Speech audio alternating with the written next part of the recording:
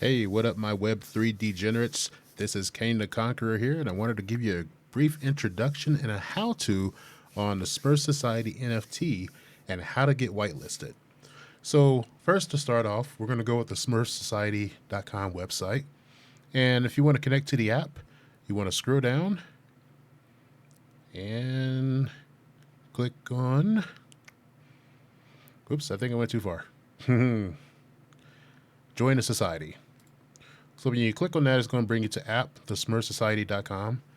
I'm expecting that you already know how to connect your wallet. So this is going to be on the Polygon network. So just connect your wallet. I'm going to say sign my transaction.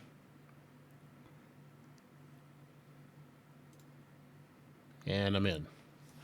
So when you first connect, what you want to do is you want to go ahead and connect your Discord, Twitter, and anything else. I don't have Lens at the moment, but this will increase your multipliers for the rewards that you get on a day-by-day basis. So in the middle pane, you're going to have your activity, and then your currently owned items, and then your claim button when logging in for the first time should be lit up to where you can claim your items. After that, you can claim them every 24 hours. So here's how the process works. This is sort of like mining in a way. So this is in order to get a crystal, which is a guaranteed mint for a Smurf, you have to mix potions. And these potions are really unknown at the moment.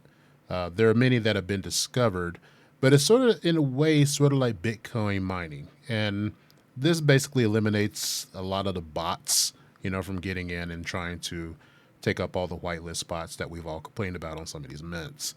You also have to own a statue. So once you own this statue, you'll be able to mix potions. Now, once you mix a potion, if you mix a potion that is discovered for the first time, you're going to get a crystal. After that, there's going to be 24 additional slots. So the same people can mint that same potion, but they're only going to get an elixir. They're basically not going to get a crystal. They're just going to get one of these types of potions, whether it's a level 5 or one of these level 7s here, depending on what you're mixing. So up to 24 additional mints are going to happen. After that, if more people have mixed that same potion within a 24-hour period, then it goes to a raffle. So say, for example, if 50 people make that same potion within 24 hours after the first person makes that potion, then about roughly half of those people are going to win the raffle to get an additional crystal. So that's the basic rule set of it. Now, you don't want to really utilize an existing potion unless it's just recently been discovered. And that brings into question as to how do you know if a potion's already been done so you don't repeat work. And you can go to this website, smurfs.home, and this will basically show you all the known potions. And so you can basically see, okay, like this Roaring Smurf, it's been recently discovered, so that's why you see a 1 right there. But you'll also see that under the raffle. So you can kind of get an idea of how many people are involved in a raffle for a particular Smurf crystal. So if there's a lot, it may not be worth creating that potion. But say, for example, 39, that's a pretty good chance. So you can click on that and it'll show you how to make that exact potion. Some of these ingredients may be more expensive than others. So I would suggest looking on OpenSea. Maybe if this one is cheap enough, then you can justify just buying that one and then just mixing with these two potions or 2 ingredients. Otherwise, it's probably just cheaper just to start off from scratch by just buying everything from scratch. Now, the Smurf Society app.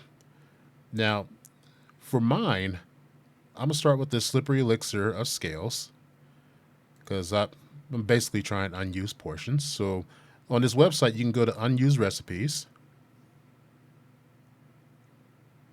And I'm going to filter by my level 5 potions, which is what that one is. And we'll just say slippery elixir scales. So it's going to put that in the list here so I can filter for recipes, unused recipes that just involve that one. So now I have two ingredients that I can try to see if they work. So Sigh of a Dragon and a Butterfly Chrysalis. So what I'm going to do, the Butterfly Chrysalis, Sigh of a Dragon, include those. And I want to add too, at this time you need to have clay in your wallet in order to mix a potion. And that clay is going to be burned every single time, whether it's a failure or whether it's success X. So you'll get, one clay a day. I went on OpenSea and just bought clay. It's much cheap. It's very cheap, so it's just worth it. And you do have a limit of, I believe, around 25 potions that you can mix in a day, and it's set to like a minute a piece. So that way you can't just burn through them with some automated, solution. So now I have my slippery elixir of scales, butterfly chrysalis, sigh of a dragon. I'll click on mix. It's going to ask me for my wallet signature. I'm going to sign that. It's going to bring up another transaction. Oh, yeah, the recipe didn't work. So now on this website, you're going to see this one disappear. You'll see it change after a bit. Yep, there you go. So now I'm just going to move on to the next recipe. And that's basically my method of just trying unused recipes.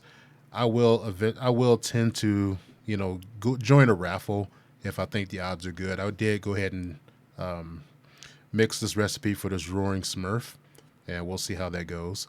But I spend the rest of my time actually just trying to go for unknown recipes because I do want to actually try to mint an actual crystal. So that's my method. I hope this helps. I hope this gives a quick introduction to how to get involved and how to try to get a crystal or Smurf crystal, and that'll basically guarantee you a whitelist position. So it's a really interesting way of whitelisting and really filtering out all the noise and the bots and all the raffle, and really keeps users involved. So I think it's a really good idea for a project. Hopefully more projects take this idea into account. So if you got any questions, just hit me up on Twitter. Just hit me in the DMs or just ask me in the comments, and I'll be more than happy to answer your questions. Again, this is KaneTheConqueror.eth. You have a good day.